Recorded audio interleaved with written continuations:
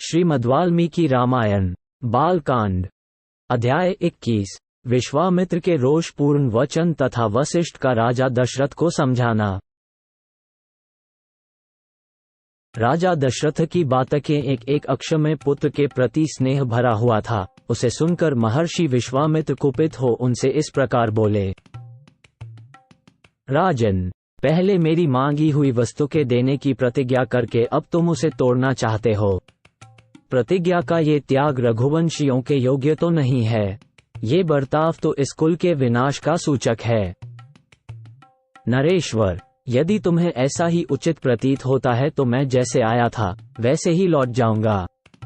ककुत्स्थ कुल के रत्न, अब तुम अपनी प्रतिज्ञा झूठी करके हितैषी सुहृदों से घिरे रहकर सुखी रहो। बुद्धिमान विश्वामित्र के कुपित होते ही सारी पृथ्वी कांप उठी और देवताओं के मन में महान भय समा गया।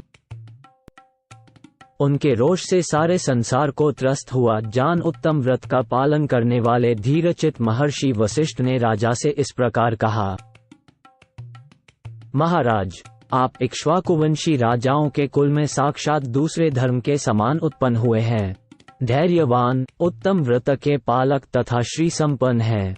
आपको अपने धर्म का परित्याग नहीं करना चाहिए। रघुकुलभूषण दशरथ बड़े धर्मात्मा हैं, ये बात तीनों लोकों में प्रसिद्ध है।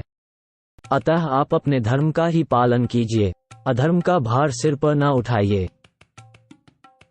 मैं अमुक कार्य करूंगा ऐसी प्रतिज्ञा करके भी जो उस वचन का पालन नहीं करता, उसके यज्ञ यागादि इष्ट तथा बावली तालाब बनवाने आदि पूर्व कर्मों के पुण्य का नाश हो जाता है। अतः आप श्री राम को विश्वामित्र जी के साथ भेज दीजिए।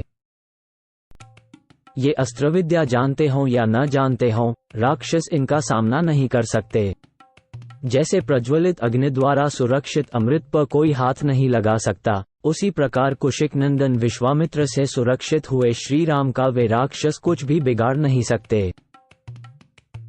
ये श्री राम तथा महर्षि विश्वामित्र साक्षात धर्म की मूर्ति हैं। ये बलवानों में श्रेष्ठ हैं। विद्या के द्वारा ही ये संसार में सबसे बड़े चढ़े हैं। तपस्या के तो ये विशाल भंडार ही हैं। चराचर प्राणियों सहित तीनों लोकों में जो नाना प्रकार के अस्त्र हैं, उन सबको ये जानते हैं। इन्हें मेरे सिवा दूसरा कोई पुरुष न तो अच्छी तरह जानता है और न कोई जानेंगे ही। देवता, ऋषि, राक्षस, गंधर्व, यक्ष, किन्नर तथा बड़े बड़े नाग भी इनके प्रभाव को नहीं जानते हैं। प्रायः सभी अस्त्र प्रजापति कृशाश्व के परम धर्मात्मा पुत्र हैं। उन्हें प्रजापति ने पूर्व काल में कुशिक नंदन विश्वामित्र को, जबकि वे राज्य शासन करते थे, समर्पित कर दिया था। कृशाश्व के वे पुत्र प्रजापति दक्ष की 2 पुत्रियों की संतानें हैं। उनके अनेक रूप हैं। वे सब के सब महान, शक्तिशाली, प्रकाशमान और विजय दिलाने वाले हैं। प्रजापति दक्ष की 2 सुंदरी कन्याएं हैं। उनके नाम है जया और सुप्रभा। उन दोनों ने 100 परम प्रकाशमान अस्त्र शस्त्रों को उत्पन्न किया है। उनमें से जया ने वर पाकर 50 श्रेष्ठ पुत्रों को प्राप्त किया है, जो अपरिमित शक्तिशाली और रूपहित हैं। वे सब के सब असुरों की सेनाओं का वध करने के लिए प्रकट हुए हैं। फिर सुप्रभा ने भी संहार नामक 50 पुत्रों को जन्म दिया, जो अत्यंत दुर्जय हैं। उन पर आक्रमण करना किसी के लिए भी सर्वथा कठिन है तथा वे सब के सब अत्यंत बलिष्ठ हैं। ये धर्मज्ञ कुशिक नंदन उन सब अस्त्र शस्त्रों को अच्छी तरह जानते हैं। जो अस्त्र अब तक उपलब्ध नहीं हुए हैं, उनको भी उत्पन्न करने की इनमें पूर्ण शक्ति है। रघुनंदना, इसलिए इन मुनिश्रेष्ठ धर्मज्ञ महात्मा विश्वामित्र जी से भूत या भविष्य की कोई बात छिपी नहीं है। राजन, ये महातेजस्वी, महायशस्वी विश्वामित्र ऐसे प्रभावशाली हैं। अतः इनके साथ राम को भेजने में आप किसी प्रकार का संदेह न करें।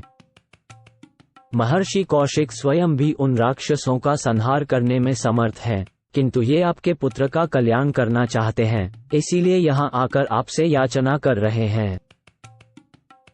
महर्षि वशिष्ठ के इस वचन से विख्यात यशवाले रघुकुल शिरोमणि नृप श्रेष्ठ दशरथ का मन प्रसन्न हो गया।